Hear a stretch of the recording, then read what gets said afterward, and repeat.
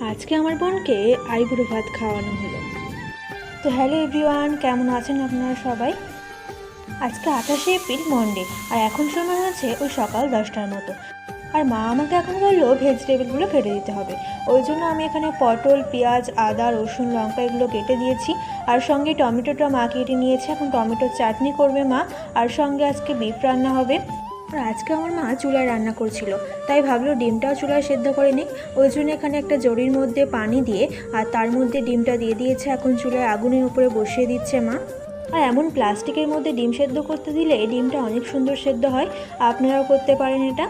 তো আজকে আমার বোন ফ্রিজটা সুন্দরভাবে ক্লিন করেছে, তো সেটাই আপনাদের সঙ্গে শেয়ার করছিলাম। আর দিন জলগুলো ভরে আমি ফ্রিজে দিয়ে দিয়েছি। আর আজকে এখানে কিছু মিষ্টি আনা হয়েছে, সেটাই মা প্যাকেট থেকে ঢেলে বাটিতে ঢেলে রাখলো। আর এই তো এরই মধ্যে মায়ের বিফ রান্নাটা অলমোস্ট কমপ্লিট হয়ে গেছে। আর চুলায় রান্না করলে তো একটু বেশিই টেস্ট হয় সব জিনিস। আর দেন এখানে আমার বোন স্যালাড রেডি করছিল। আর দেখো স্যালাডের জন্য টমেটোগুলো কেমন করে কেটেছে, সেটা দেখে আমরা সবাই একটু হাসাহাসি করছিলাম। তো যাই হোক, এখন আমি বাসনগুলো সুন্দর করে ক্লিন করে নিয়েছি। আর দেন তারপর গোসল কমপ্লিট করে এখানে খেতে বসে পড়েছি। আর দিন টেবিলে আমি খাবারগুলো সুন্দর করে গুছিয়ে নিয়েছি। আর এটা দেখে আমার বোন বলছিল বোনকে কি আইবুড়ো ভাত খাওয়ানো হবে। আমিও হেসে হেসে বলছিলাম হ্যাঁ, তোকে আইবুড়ো ভাত খাওয়ানো হবে, ওই জন্য টেবিলটা সুন্দর করে গুছিয়েছি।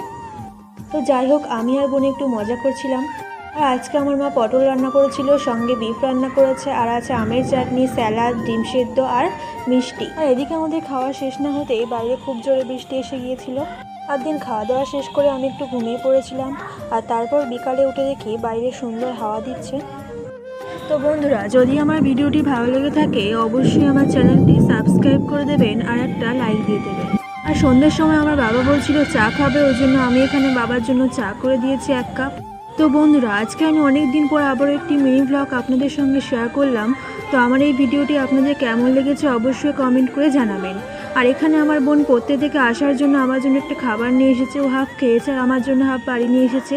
তো খাবারটা দেখার আগে আমি তো খেলনাটা আগে দেখছিলাম। আর এখানে আমার নামে টি অক্ষরের খাবার, তো খুব ভালো লেগেছে আমার।